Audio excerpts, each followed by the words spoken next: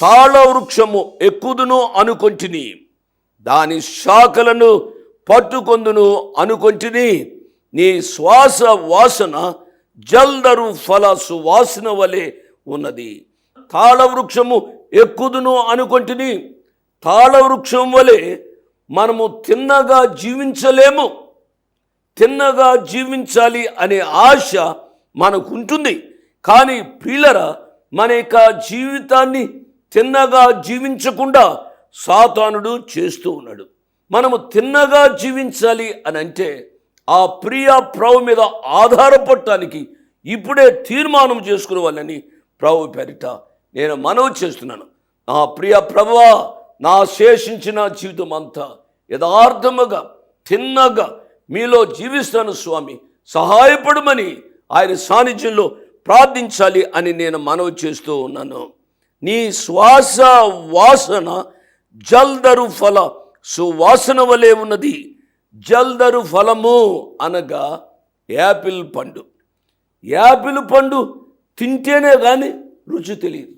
Apple పండు తింటేనే కానీ దాని యొక్క వాసన తెలియదు అనే విషయాన్ని నేను జ్ఞాపకం చేస్తున్నా. నీ శ్వాస వాసన జల్దరు ఫల సువాసన వలె ఉన్నది. అవును, మన యొక్క జీవితాలు రుచిగా ఉండాలి.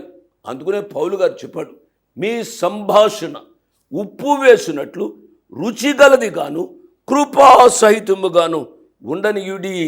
మన జీవితాలు దుర్వాసన కొడుతున్నాయా, సువాసన కొడుతున్నాయా ఆలోచించాలి. బుక్కావాని తైలములో చచ్చిన ఈగలు పడుడు చేత అది దుర్వాసన కొట్టును అని వాక్యం సెలవిస్తోంది. బుక్కావాని తైలము సువాసనగా ఉండాలి. సువాసనగా ఉండడానికి బదులుగా అది దుర్వాసన కొడుతుంది. కారణం ఏమిటనగా చచ్చిన ఈగ పడింది. వాక్యం వింటున్నా నా ప్రియులరా, ఏ చచ్చిన ఈగ వంటి దుర్లక్షణము మన యొక్క జీవితాల్లో ప్రవేశించిందో ఈ సమయంలో ఆలోచించి దానిని తీసివేసుకోవడానికి ప్రయత్నం చేయాలి. అమ్మా, పెండ్లైన పాప, బాబు, మీ యొక్క జీవితాలు సువాసనగా ఉండాలి. మీ జీవితాలు ఇతరులకు ఆశీర్వాదకరంగా ఉండాలి. మీ జీవితాలు మీకు ఆశీర్వాదకరంగా ఉండాలి. మీ జీవితాలు ఆశీర్వాదకరంగా ఎందుకు లేవు? మీ జీవితాలలో సువాసన ఎందుకు లేదు? మీ జీవితాలలో శాంతి, సమాధానం, ఐక్యత ఎందుకు లేదు? మీ జీవితాలలో దుర్వాసన ప్రవేశించడానికి కారణమేదో మీరు గ్రహించాలని ప్రత్యేకముగా నేను మనవి చేస్తూ ఉన్నాను. ఇక్కడ ఒక వేశ్య తన జీవితంలో ప్రాణాన్ని పణంగా పెట్టి రాజుకి వ్యతిరేకంగా వెళ్ళి నా దగ్గరికి లేరు అనే విధంగా చేసి తను వారిని కాపాడి, కేవలం తను అన్న మాట ఏంటిదనగా, అమ్మ చదవండి, తను అన్న మాట చదవండి. మేము వినినప్పుడు మా గుండెలు కరిగిపోయెను. మీ దేవుడైన యెహోవా పైన ఆకాశమందును క్రింద భూమి అందును దేవుడే. దేవుడే, your God is a supreme God above heaven and below the earth అనే మాట ఇంగ్లీష్ బైబిల్లో రాయబడ్డ మాట. ఇక్కడ మనం ప్రాముఖ్యంగా గమనించవలసింది ఏంటిదనగా, కేవలం వినే తను అంత విశ్వాసం కలిగి తను జీవించింది, తన ప్రాణాన్ని పణంగా పెట్టే విధంగా జీవించగలిగింది అనంటే మన జీవితాల్లో ఏ విధంగా మనం జీవిస్తున్నాము అనేది ఆలోచించాలి.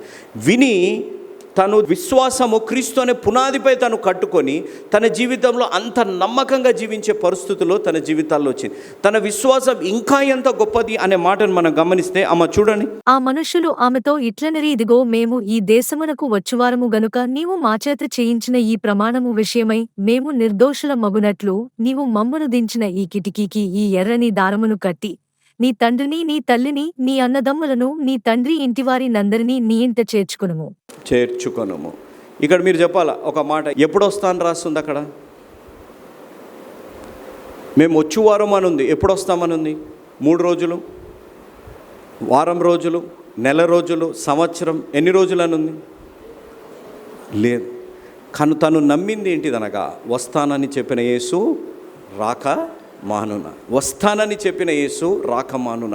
ఇక్కడ తన జీవితంలో ఒక వేశ్యకు అనేక మంది ఈ ప్రమాణం చేస్తుండొచ్చు, అనేక మంది ప్రమాణం చేస్తుండొచ్చు. నేను వచ్చి నిన్ను తీసుకొని వెళ్తాను, నేను వచ్చి నిన్ను వివాహం చేసుకొని వెళ్తాను, లేకపోతే నేను ఇక్కడి నుంచి నిన్ను కాపాడుతానని చెప్పి అనేక మంది వేస్తుండొచ్చు. కానీ తన జీవితంలో తను విన్న విశ్వాసం ఎంత గొప్పగా ఉంది అనంటే, ఎవరైతే తనకు వాగ్దానం చేశారో వారిని నమ్మి తన కిటికీ నుంచి ఎర్రటి తాడు వేసుకొని తను ఎదురు చూస్తున్నట్టు మన జీవితాల్లో మనం గమనించగలుగుతాం.